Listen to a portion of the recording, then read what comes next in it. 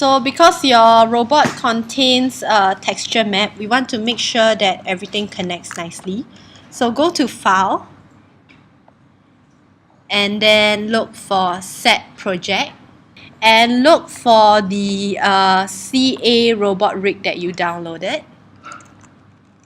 Okay, so in my case, it will be somewhere else. Alright, so inside your CA robot rig, you should have a scenes folder as well as a source images folder. The rest of the stuff I've already cleared out for you. So just select the main folder itself, the CA robot rig, and press set. Once you're done with that, you can open scene, and then you should see the scenes folder being opened up, right? And you should see the 01 robot mesh students.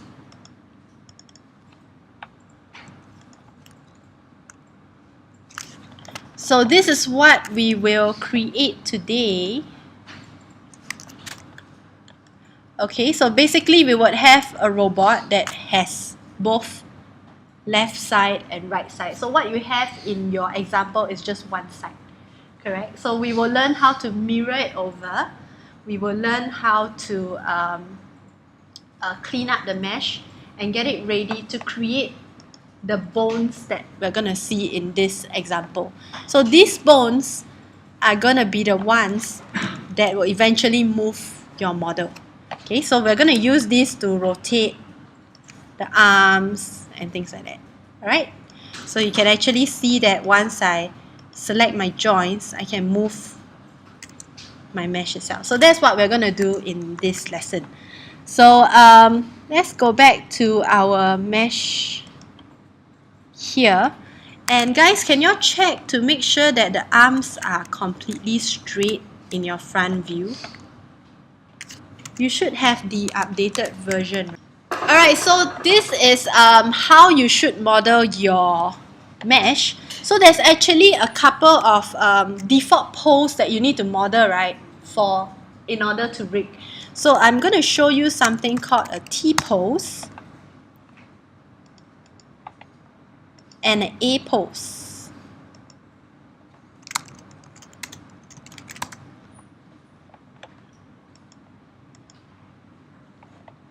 Okay, so for characters, right, usually we'll put them in a standing position in order for us to put the bones very easily. So as beginners, right, or even in games, if we want like quick rigging pose, we will stick to the T pose. T pose is something whereby the arms are straight out, okay, and the body is straight. The legs are slightly bent. Let me see if I have an example here. Okay, the legs are like slightly bent, but sometimes in the model you don't have to bend the legs, but then you might want to bend your bones on the legs. So we'll talk about that later on. But usually we will have our legs straight. Okay, something like this, okay. The legs are neutral, straight, and the arms are completely straight. So this is a T pose for beginner. Now A pose, on the other hand, is whereby the character stands like the letter A. Okay, the arms are relaxed. The arms are not completely straight. So it's coming down. The hands are also relaxed. So this is more for animation, for advanced industry standard kind of poses. So the reason for these, right, is because all the limbs are all at the 50% position. So your arms can go straight up, right? And your arms can go straight down. So 50 is actually not really T. Most people like it to be slightly down because of the armpit area. It's very hard to model the armpit and the shoulder, right, when it's completely T. Your muscle here actually looks, this is called the bicep, not bicep, the the deltoid, yeah. The deltoid muscles here are usually very weird if you model it T. So if you bring it down a little bit, right, it's more natural. Okay, so that is why in the industry, people like to prefer to model it in A pose. But it's harder to rig because your bones are never completely straight, so you need to adjust. So this is what we will start with. Okay, so if you look at other people's portfolio and you see like A pose, right, don't be confused and think that, oh, am I taught wrongly, or am I not learning something that I'm supposed to learn?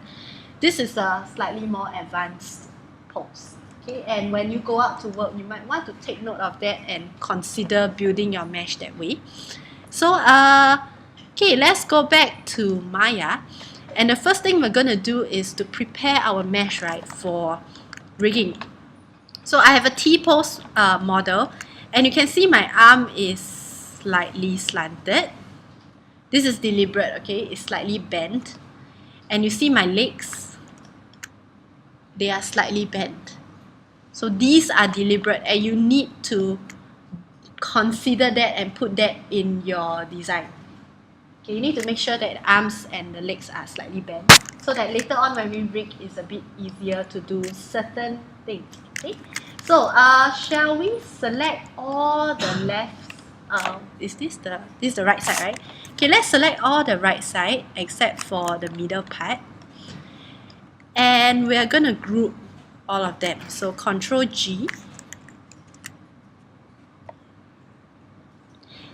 So make sure you have your outliner open. Alright, it's the button to your left. And I'm going to name the group, actually don't bother to name it. Okay, we're just going to group it. And then we're going to duplicate the group. So Edit, Duplicate, or Control D. And that's it. And this group is what we're going to use to bring it over to the other side. So let's open up the channel box. I feel very lost with this aspect ratio of screen. Yeah, it's really, really tiny to look at. Okay, so select your group 2, and under scale X, right, I want to put -1. Okay, got it? So select group 2 and just put a -1 in your scale X. So if you look at the small little guy at the bottom here, you can see that X is horizontal, right? So when we put a -X, it actually flips it over to the other side. So it's perfect for mirroring. Okay, and especially when you can see our pivot point is right in the middle. So when you -1, it goes right off. So when you create your mesh, it is very important to create it right in the middle. Can you see that in your front view? My center line is here. That's why in the beginning, right, when we create the rocket, I always talk about the middle line. Where is your origin? Okay, because when you want to do flipping, when you want to do human or characters, right, the middle line is what's going to help you to flip things later on. Okay, so do you all have this? Yeah? Okay, next, we're going to combine all the parts into one model. So in games, right, we don't actually create, like, we don't keep them in different parts. The reason being is that game engine will start to count all these objects as one. So you count this as 1 piece, 2 piece, 3, 4, 5, so on and so forth. So in other words, right, there's something called draw call in Unity.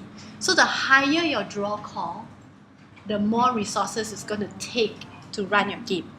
So if we can save in different areas, like we save in models, we save in textures, okay, things like that, eventually you can do more awesome stuff. We can put in more special effects, you can put in nicer shadows, you can do more crazy calculations, all right, because you are saving resources at every single step. So you free yourself to do a lot more things on the iPhone, for example. So we want to reduce the number of objects that Unity counts as one. So we're going to select the whole thing and we're going to combine. Okay, so under Mesh, make sure you're in your back in your modeling menu set here. Okay, under Mesh, we're going to click Combine.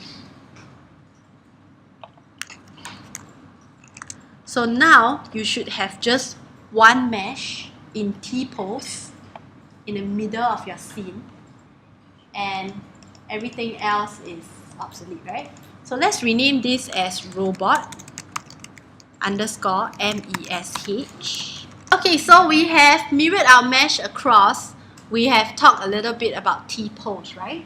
So there's two more things that actually I've already talked about it in assignment 1, but just to kind of recap, okay, when we model for games, we want to make sure that we have as low a poly count as possible, meaning the faces. Okay, we want to have as little faces as possible.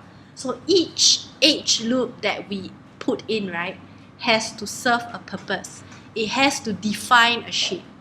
If it's just there, not defining anything, then you should remove it. Okay, so you can see my every line, right, is there to define a certain shape itself. Okay, and of course, you might want to make sure it still looks good. This is number 1 mode. Number 3 looks something like this. This is number 3.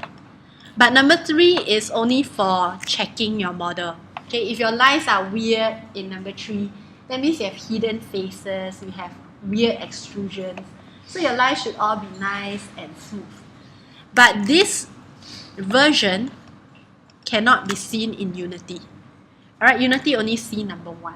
So you must make sure that in number 1, your mesh still looks good. Okay. So, and you can also see that in order to save faces, right? I mean to save, what's that? To save poly count and to maybe save effort in texturing even. Faces that are not seen ever, they are pushed into the mesh, right? I actually delete them away. So this is something that we didn't really talk about in assignment 1, right? But you can see over here, it's totally hollow. You see that?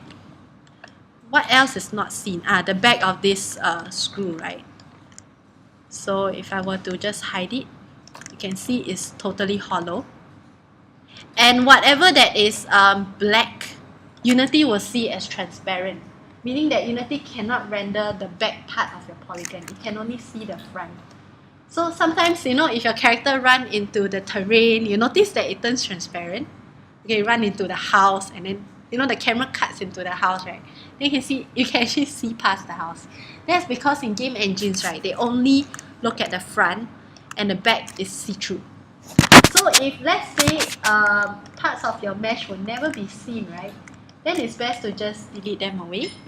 Okay, you don't have to texture them, you don't have to unwrap them, and you also don't have to you don't have to render them in your game engine. So that is what I mean by delete unseen faces. Okay, number 3 is to look out for any edges that you want to soften and harden. Remember that we are not working on number 3 mode, right? So how I get it to look so smooth? Before that, if I were to harden my edge,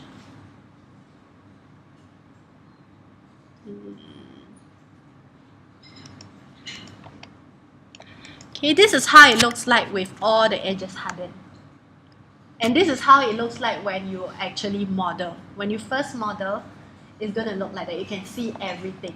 Okay, so you need to first soften the edge. Okay, so now I softened already, right? And then you need to find places where you want to harden again. So can you see like all these corners start to look very soft? It's very different from this. So I start to choose, let's say, okay, this edge, I want to harden. Can you see it starts to pop? Right? So it's manually going in, right, and deciding which line matters. This is how you can cheat the look of like, oh, it's so smooth, but actually it's very low poly. Can you see all these edges are still very jagged? The silhouette, right, is still very low poly.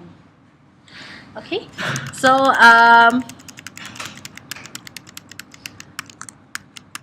Yep, so these are the things that you need to take note of for preparing your model. So, next step, after you have created the T-pose, you have checked your poly count, you have softened your edge, you have prepared, right? All your modeling is done. You start to do UV. So UV is something you're familiar with. Okay, I'm going to show you the UV of my robot. So just to run you through like how, right? How I actually think about things and how you should work through your model. Okay, so you'll notice that you notice that my model is generally split in half. So for example, the body here, right?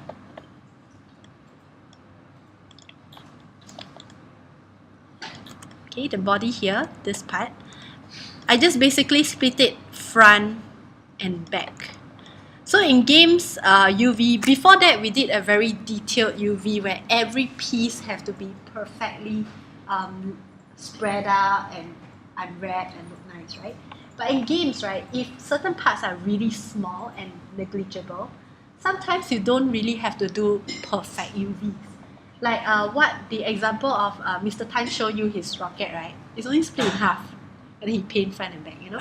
So sometimes you might want to make a deliberate decision to not do such crazy perfect UV. So I'm only doing half, front and back. Okay, and the sides here, the parts where it's poking out, right? This part, I might want to do like a slightly more perfect unwrap. Okay, so that's why your checker map, right, matters. Because when you turn on checker map, that's when you can really see, right, does your distortion matter? You see, I have a little bit of distortion here, but if it's just a little bit, right, you can ignore it sometimes. Okay, like for example, this part, right, because I didn't exactly unwrap this portion properly, okay, I didn't cut out all these things and paste it out, so you can see there's actually distortion. So like what I said, in games, right, you can be a little bit sloppy in order to save space. Because if we were to cut out every single piece and unfold, right, it's going to take up a lot of space in your map. Your map is only this big. And you want to pack everything in this small space. So if you start to have all the tiny parts, right, your tiny parts is going to receive, like for example, this thing here, it's going to receive very little pixels. So there's only so much you can paint in this small piece. Okay, so we actually try to minimize small pieces. But for film, right, if you're going to film, you're going to realistic texturing, then you want to diligently unwrap every single piece. Okay, and each piece can even have its own texture, or each piece can even have its own material. So again, it's what's your purpose in doing this, alright? Is it for games? Is it for animation? Are you saving resources, or do you have unlimited resources? So same thing for the pelvis. Pelvis is this portion. Okay, you can slowly go and study how it works, alright? So I actually have front, back. By the way, right, I have two UVs directly on top of each other. You see that? These two is the exact same thing. I actually stack them together so that again you save UV space. This portion is here, the front and basically the back. What else do I have? Okay, remember the black parts of the model that we'll never see. Let me turn on. Okay, this part, right, this part is fully black. In fact, right, if I want to save UV space, because it's fully black, right, I can just make it so small.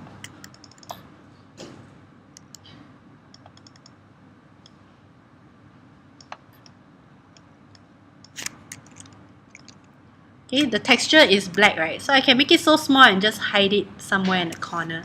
So if things are flat colors and you're not going to add noise, you're not going to add any weird texture, it's just going to be black, right? You can just make it really small and just chuck it one side. Where is this part that I'm talking about? This part is here.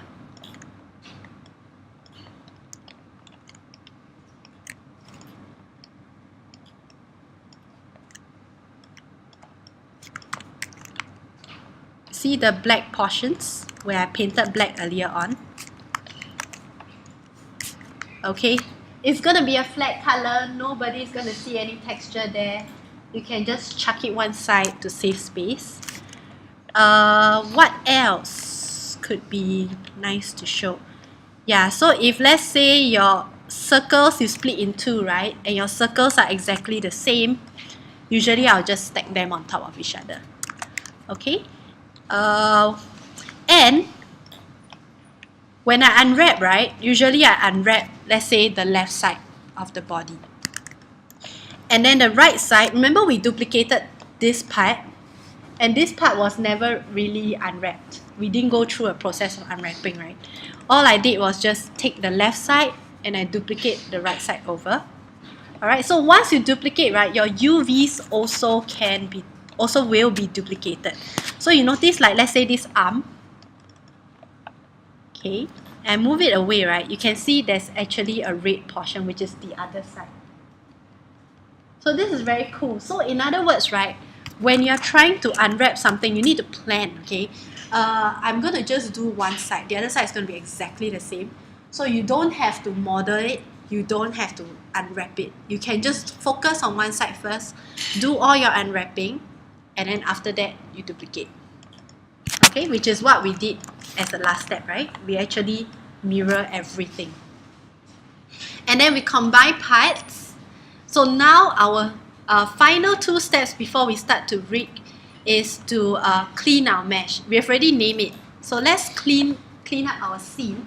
We need to delete history, we need to freeze transforms, we need to move our pivot point so that it's perfectly clean, and then we can move on to the next stage. If you leave behind history, if you leave behind any transform, it is going to affect your rigging later on. Okay, you'll notice that weird stuff is happening. So over here, when we duplicate our stuff, when we start moving things, we have history in our inputs. So let's delete this away. So let's go to modify. Edit. Edit, delete by type, history.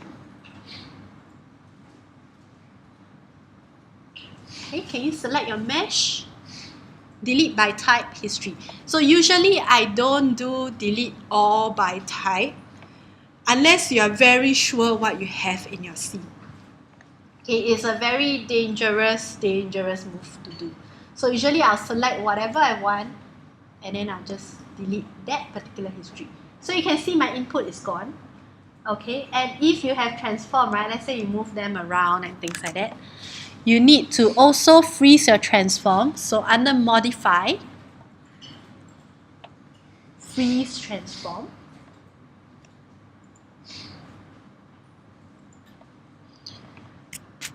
Okay, and you might want to have your pivot point in the middle of your mesh, or you might want to have the pivot point in the world origin, which is 0, 0, 0 position. So usually for a complete mesh like that, right, I like to have my pivot point in the origin, 0, 0, 0. Because if I have it in the middle, right, my arms that is forward is going to affect the position. It's not going to be in the middle of the body, it's going to be slightly forward because my arms are facing the front. So if you want it to be 0, 0, 0, you can manually move it, okay, using the D, the X, or you can actually go to the top here. There's something called reset transforms. So reset transform will just reset the transform position to 0, 0, 0.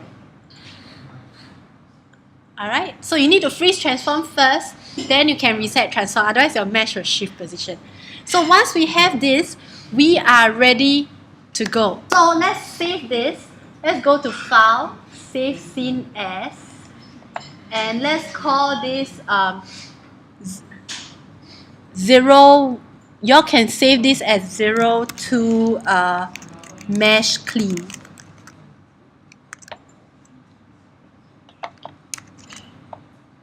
So usually I like to keep a copy of a clean version and a copy of my unclean version separately. So I don't want to overwrite my delete history version, because in the case where you change your mind, you want to go back and do something, right? At least you have your history intact. But if you save over your clean file, then everything is gone basically. Alright, so 02 mesh clean and do a save. And now we're going to save as again. And we're going to save as 03 rig.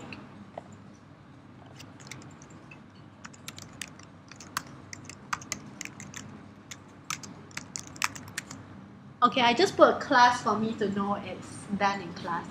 Okay, but you just need to put 03 rig and then do a save. So we have two versions now. We have your student version, right? We have the clean version, and now we have our rig version ready to go.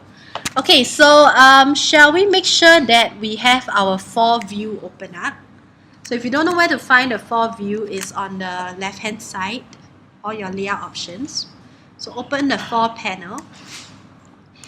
And we are going to make sure that we look at the front. And then just tap, have your mouse over the panel and just tap your spacebar.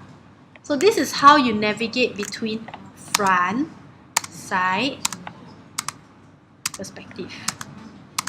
Okay, just move your mouse over the panel, tap the spacebar, and you are in the view. So for rigging, right, we want to make sure that we rig in specific views. Actually, right, let's move to the side view.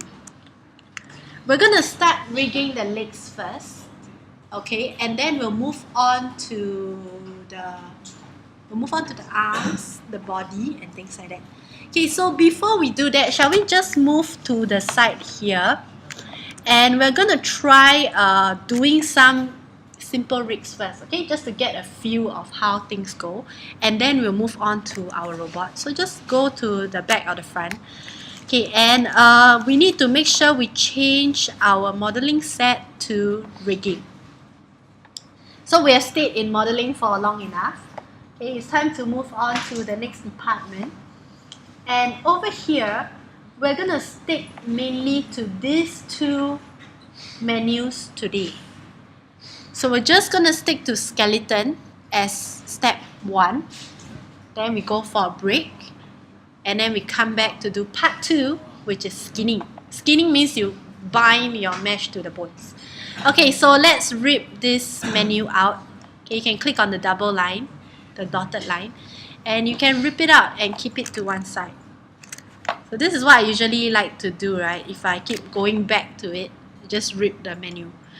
Okay, I'm going to click on Create Join. And can you all start clicking 1, 2, 3, and 4. And then press Enter.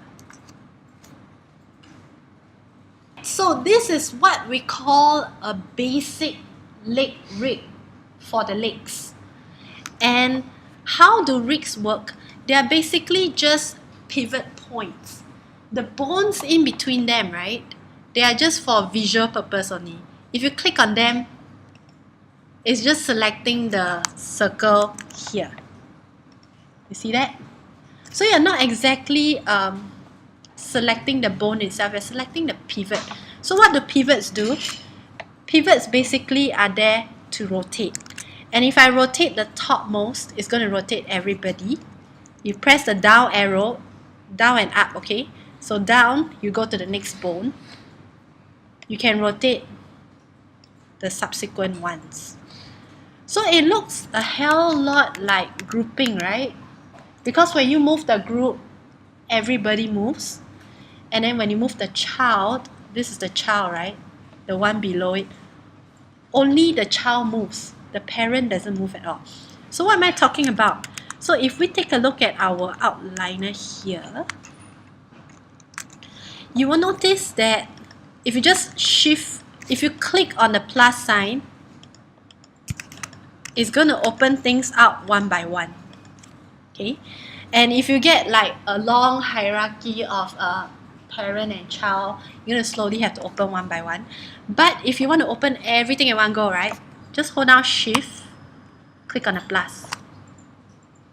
It will open everybody. Alright, so shift, click on the plus and minus, it will close everybody at the same time. Okay, so and then it will somehow lock the shift. So if you want to open one by one again, right, you can just press how do I do it? Oh, you can just shift click again. Okay. Yeah, you can I don't know, you play around with the shift click. Okay, somehow it will just I can't remember what's the combo, but shift click will open everything. If you shift click again or you click again, it will open one by one. So anyway, you will notice that join 1 is the group, right? And then join 2 is below, followed by join 3, join 4. So when I move join 4, I'm only moving join 4. When I move join 3 and 4 moves. When I move the higher one, join 2, everybody below it starts moving. So this is what we call the parent-child relationship. You move the parent, the children will follow. You move the children, right, the parent will follow. And that's true, right, in real life. The kids in supermarket are just everywhere, okay? But when the parents go, they say, okay, let's go home. The kids have to go home. Alright, so have that kind of analogy in your mind when you do bonding or joining, okay? Because that is what we will do a lot of times. Now, if you want to break the parent-child relationship, the shortcut key is P. P is the parent. To break the parent is Shift P. So when I press Shift P, I break my join 2. And if I want to join them back together, right? So you just need to click on join 1, click on join 2, Control Shift, click on join 1 and press P. A little bit confusing, okay? One more time. If you want to break the relationship, select the join and then press Shift P. It's gonna break the relationship. If you want to join them back, select the child first, then select the parent. So child joins to the parent. So child, Control Shift, click parent, press P. Alright, child, then parent.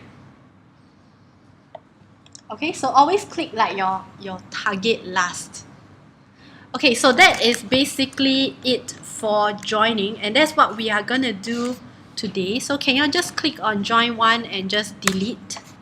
Everybody will go together. Okay, so let's start to create joins for our legs.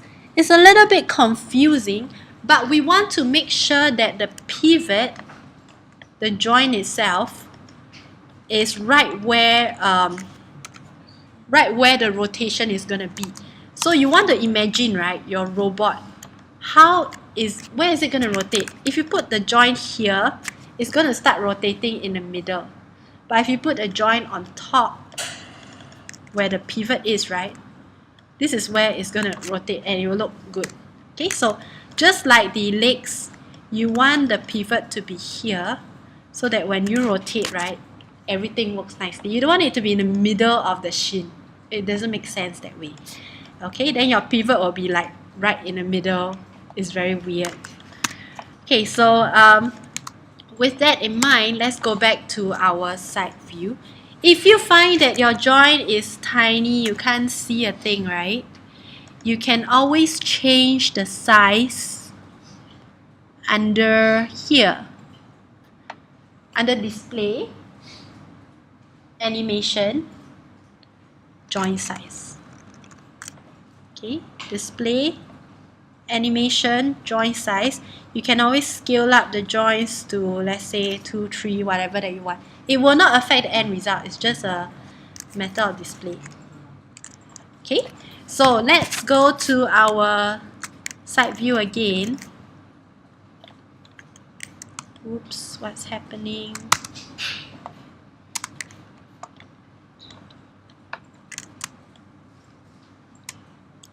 Oh, I'm missing my top. Okay, never mind, later. Okay, so under your skeleton, click create join, and I'm gonna click my first join somewhere where the middle of my leg is gonna be. You can always move to perspective and sort of see.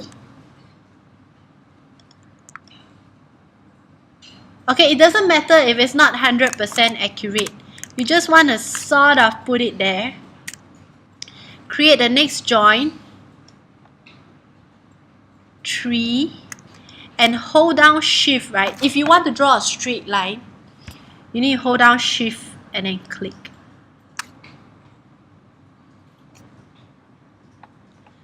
Okay, so I'm just gonna press enter and show you my joint position. It is important which view you begin from. So for the legs, right, it's best to start from the side view because we want that slight bend. So if you want to create straight legs, okay, we want it to be bent so that later on, right, when we do walking and things like that, it's easier. So when you model, right, your legs have to be a little bit bent for your robot. Okay, for human, right, we can always bend our bones inside. We don't have to model the flesh to be bent. Okay, so 4 points. Join 1, 2, 3, 4. Shall we quickly name them? Now, in rigging, right, naming is super duper important because later on, when you start to bind your mesh to the bones, right, means you start to join them together. You realize that you have no idea what joint 23 means. Okay, like, what's that? Where is that? You're gonna have a lot of trouble. And later on, when we start to do a lot of constraints means that we use one object to move another object. You realize that all the naming don't make sense. What is controller 23 manipulating joint 5? You know, it's like, what? Okay? So, let's give it a good name. Left, right matters, okay? So, let's make this the right leg. Shall we?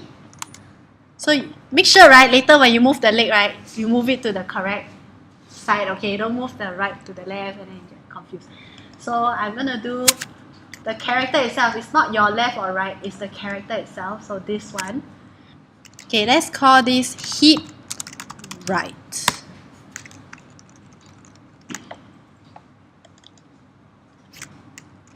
Knee right. It's very, very troublesome, but later on you'll be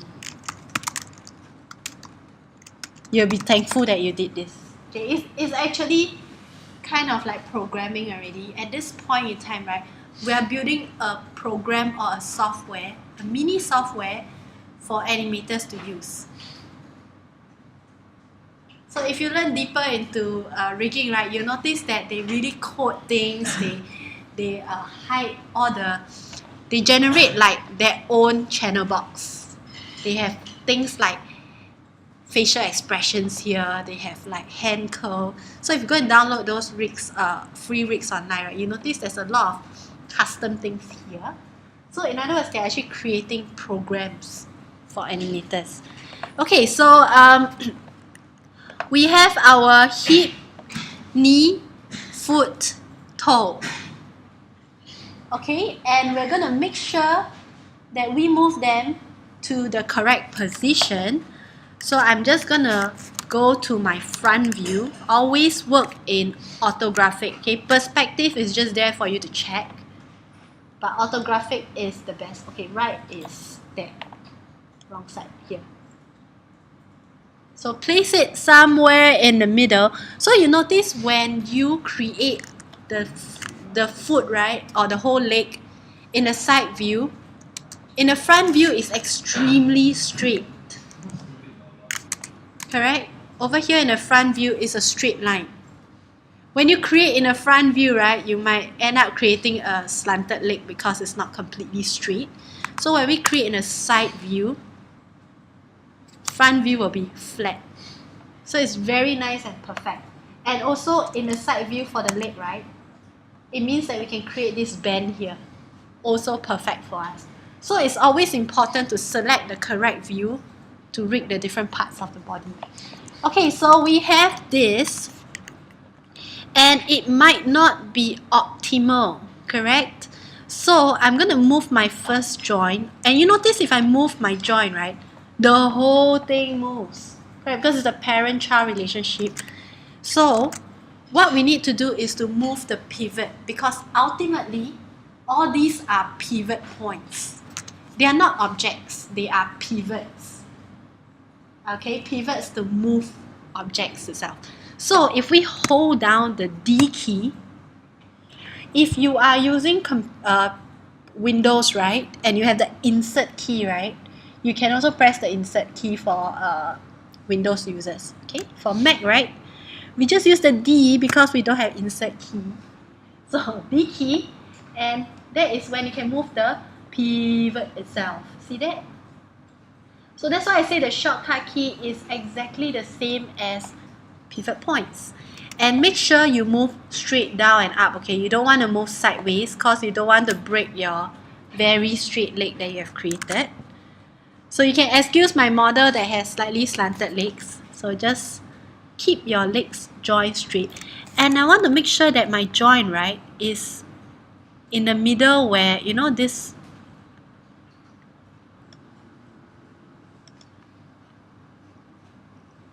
part.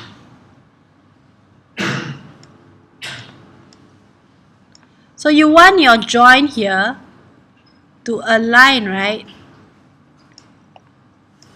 exactly where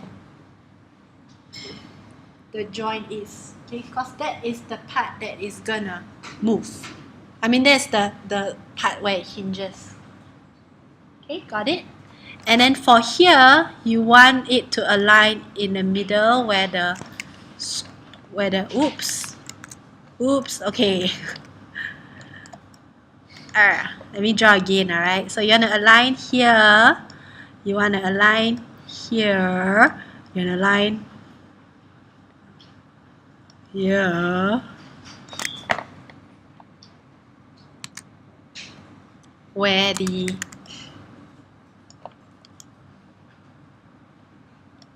try and draw in perspective. Got it? Oh, I got the wrong foot, but you got the idea. So middle, middle, middle. And the foot, right, you want it to be completely straight. Point. If you feel that it's very hard to see, you can plus and minus your arrow sign. And sometimes, right, I like to just move it to the other side. In fact, we should have created it on the left so that the arrows, right, will help us to align stuff properly. Yeah, but whatever, okay, it still works.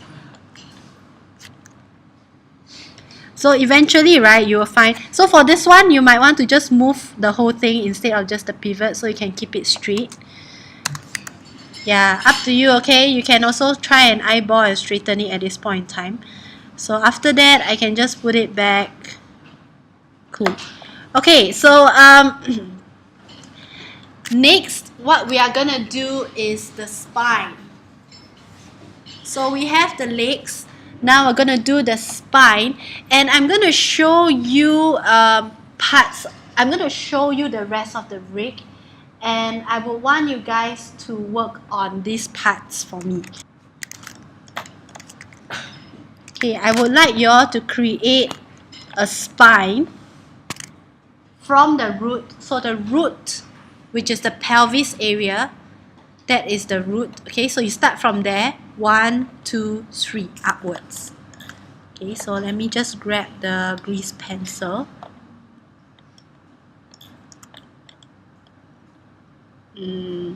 Where's a good view? Okay, here.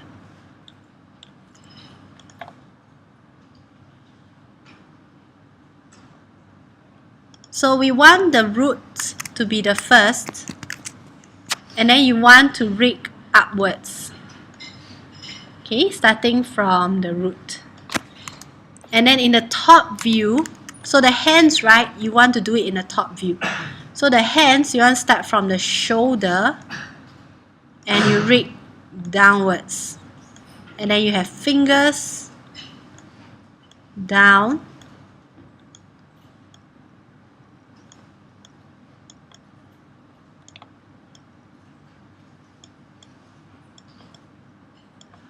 Okay, got it? So what you will have at the end of the day is a rig that looks something like this. We need a reference for the model itself. So you want the pelvis, this portion, to be able to move on its own, right? You want the body to be able to move. And of course, every time, right, you want to create a last piece on top, just like the foot. And create something that sticks out so that you can see the physical bone. If not, right, if you just end it there, it still works, but then you don't see anything visually here in between. So usually we'll create an end bone, and the end bone, right, rotates absolutely nothing. Okay, it's just there visually. So for the arms, same thing. You want the arm here to move, right? Ooh, I skinned it already. Okay, you want this part to move, correct? And you want your 3 fingers to move here. 1, 2, 3. And then the tail, again, you have a tail here that does absolutely nothing. So you don't need to create a tail here because we're going to join it later on. So what we're going to do is just create them in parts. In fact, right, for the fingers, let me just show you a quick trick before you guys create your own. For fingers, right, usually I'll create like, I will hold down shift to keep it completely straight. Okay, and then I'll move it here. And then you can start to use your pivot point and just move things. And then after that, right, I duplicate that finger. I duplicate to here, to here. So I don't create like point by point. I just create one set of fingers and I duplicate. And then I just position them. Okay, that is a quick way to do your fingers. Right? So just basically, after you're done, you can move them into position, duplicate. See, then very quickly, right, you get the other fingers. Okay, so that's how we do fingers. If you want to look at your joints, you can press this guy here. Okay, this one will show your joints, will x-ray your joints through your mesh. Alright, if you want to x-ray mesh, you can also, so just play around with the settings so you can see what is going on. Next, let's rename stuff. So I'm going to rename my spine. So I'm just going to show you how the naming goes. And there are some conventions that you have to take note of because Unity needs them. Okay, so that's according to the documentation that I saw as well. I think for rigging, usually I anyhow do my stuff in Unity. I don't get so like particular, but if you're working in a group, right, it's quite important that your stuff works. Okay, for me, it's like I'm YOLOing, I'm like trying out, no, it doesn't work, then I'll just figure another way out. So yeah, you can do that for FYP, okay, but then when you go out to work, you need to know. Alright, so the first thing that you need to name is the root. You don't have to type center, but you need to name as root, spine, spine 1, spine 2.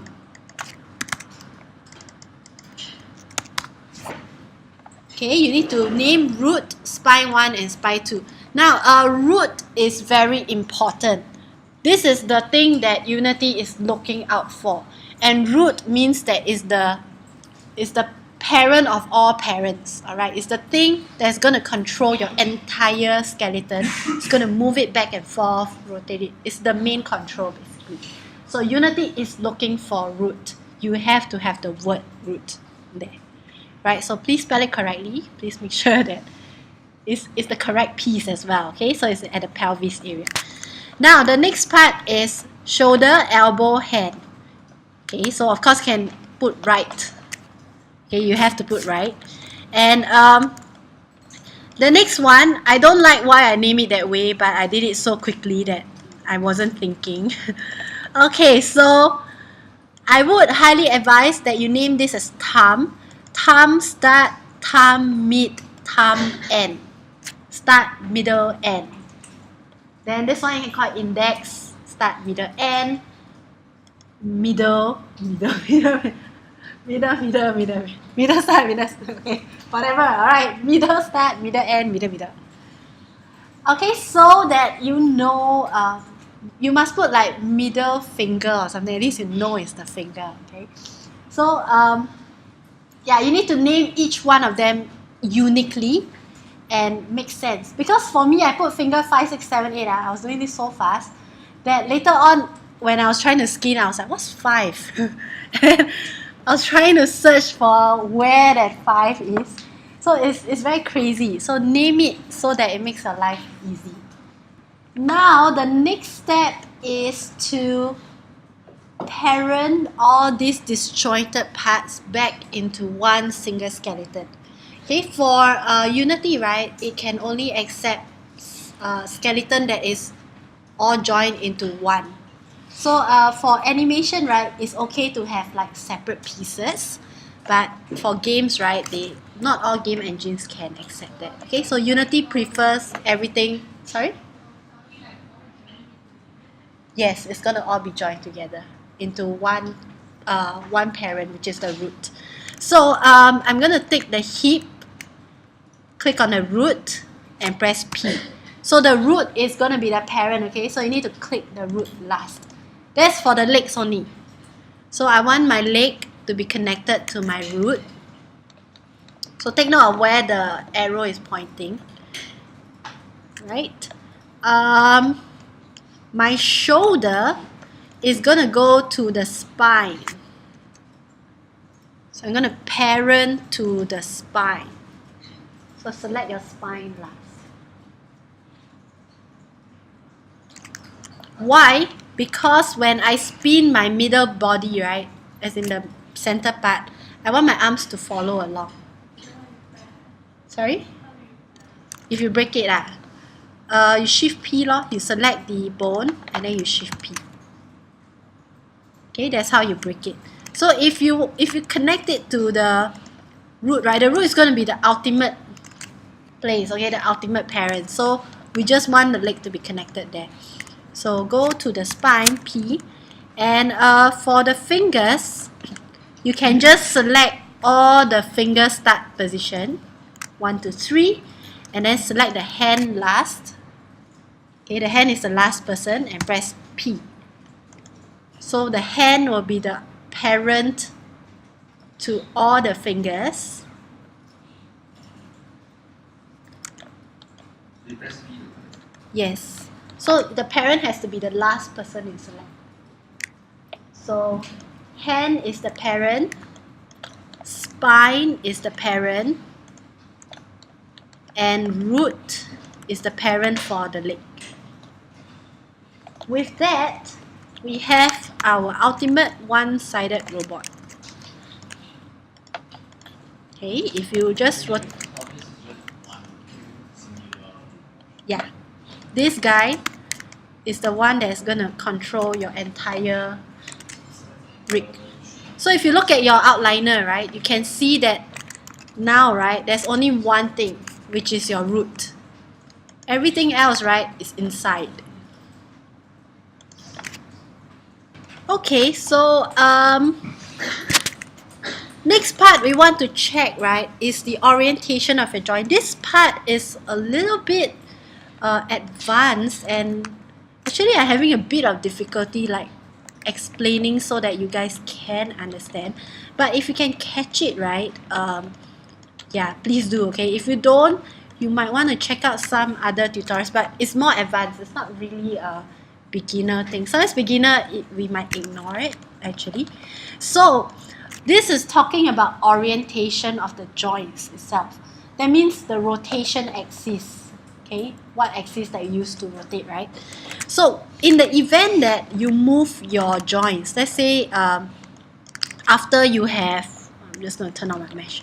So after you have adjusted you created your joints, and then you feel that it's not in the right position, you want to adjust. Okay, some of you might push it around, some of you might it's quite bad to scale it. Okay, so don't scale your joints, but if you do, you need to reset your orientation. So your orientation itself, right, the axis will move out of position because you anyhow position your joints after that. So we need to reorient them. Like for example, let me see if this is,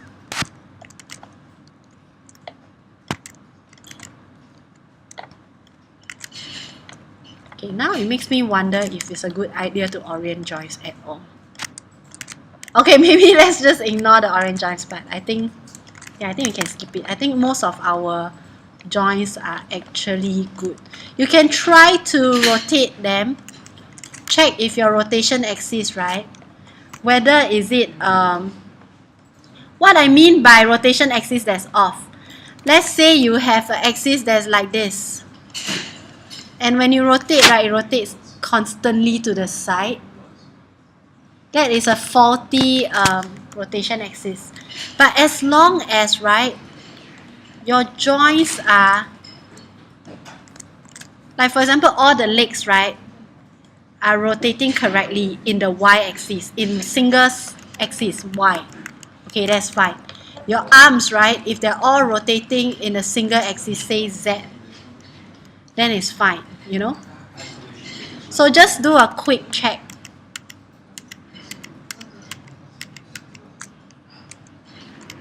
Now, if you run into some very weird rotation error, right, then there is something called orient joints. I don't think I want to go into it in this class, okay, or in this lesson altogether, because it's it takes some time to think about it, and even now, right, it also kind of fumbles me here and there. Orient joints is basically to create the correct orientation. Like let's say you want all your joints, when you clench your fingers, right, you want the clenching to be positive y in your rotation, rotate y. Okay, and you want the other way to be rotates negative y, positive y, negative y. Then maybe for your arms, right, you want the arm when it comes down to be positive y, negative y, and if it's front, you want it to be z. So this is what we call orienting your joints for specific animation purpose. So some studios, they are very particular about how the joints orient. That means when you do this, it must be y, and it must be positive, and it must be the same for all the characters. And it won't be the same guy doing the same rigging. It might be like 5 of you share rigging jobs with like 20 or hundreds of characters. So all of you have to rig the same way, because if you want to transfer animation from one character to another, right, the orientation have to be the same. If this is Z in one character and this is Y in another character, if you copy your animation values, right, everything will screw up. Everything will start to go everywhere. Okay, so orientation is very important if you're doing collaborative work and you want everything to be the same. So in other words, you are building a software. and you actually have to determine how your software works. Where is Y, where is Z, where is positive, where is negative. This is what orientation does.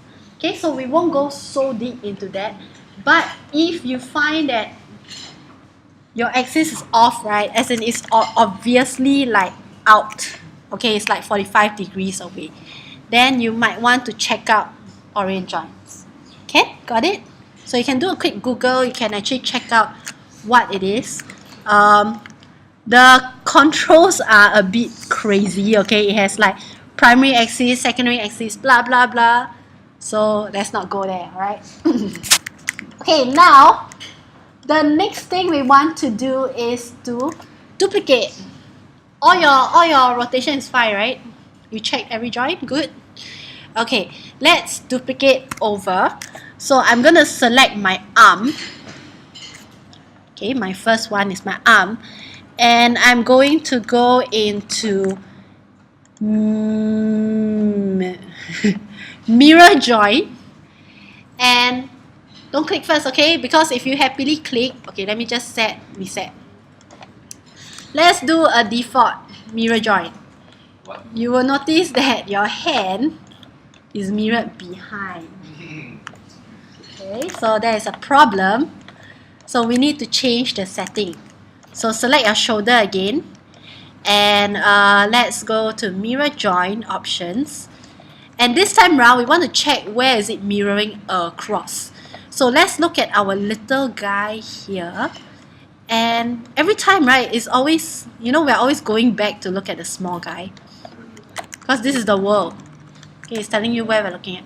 So we want the mirror, your mirror, okay, as in the actual mirror that you look at yourself in. So we want the mirror plane to be within a YZ, so it can flash across, alright? So YZ, and this is cool.